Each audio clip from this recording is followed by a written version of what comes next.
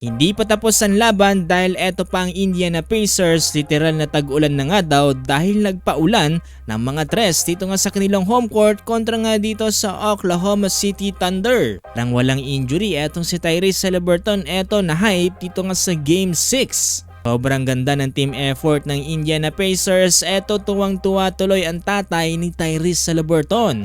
Ramdam na ang do or die. Eto na si Alex Caruso at Ernest Smith. Eto grabe ang tulokan sa isa't isa. Gagawa pa nga ba tong ma-survive ito nga ng Indiana Pacers? Tara't pag-usapan natin yan.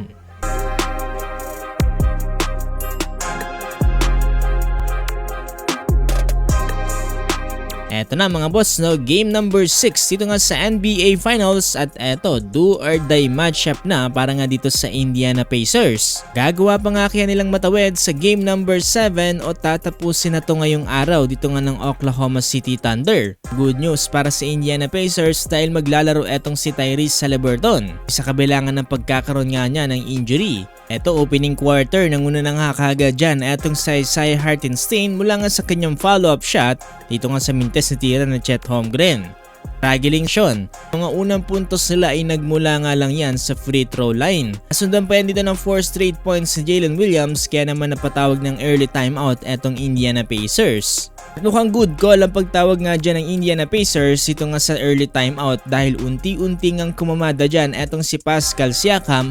Huwag kayo mga boss, no, hindi lang isa, hindi lang dalawa, hindi lang tatlo at hindi lang apat kung hindi 5 beses na magkakasunod na tres ang naipasok dyan dito nga ng Indiana Pacers. Itong si Tyrese Haliburton na maalat kanina ay nahawa nga dito sa mainit na puntos sa ginagawa nga ng kanyang kakampi. Kaya naman napatawag ng timeout etong OKC Thunder. Finally, no, nabasag din yung panlalamig dito nga ni Tyrese Haliburton. Nagsimula pa nitong game number 5. Pero hindi pa rin talaga papatalo etong Oklahoma City Thunder at ito muling kumamada rin sa tres etong si Aaron Wiggins at pagkayod ni SGA inside the paint kaya naman nababa nila sa 3 puntos ang lamang ng Indiana Pacers by the end of first quarter 28-25. Simula ng second quarter ito pa rin talagang si SGA ang isa sa mga pinakananguna dito nga para sa Oklahoma City Thunder. Napakalakas ng opensa na ginagawa niya dito nga para sa kanilang team. Pero itong maganda para sa Indiana Pacers dahil napakarami rin talaga mga players ang pwede mong asahan kagaya na lamang dito nga ni TJ McConnell. Kapag-produce lang naman siya ng kanyang 4 straight points mula sa kanyang driving layup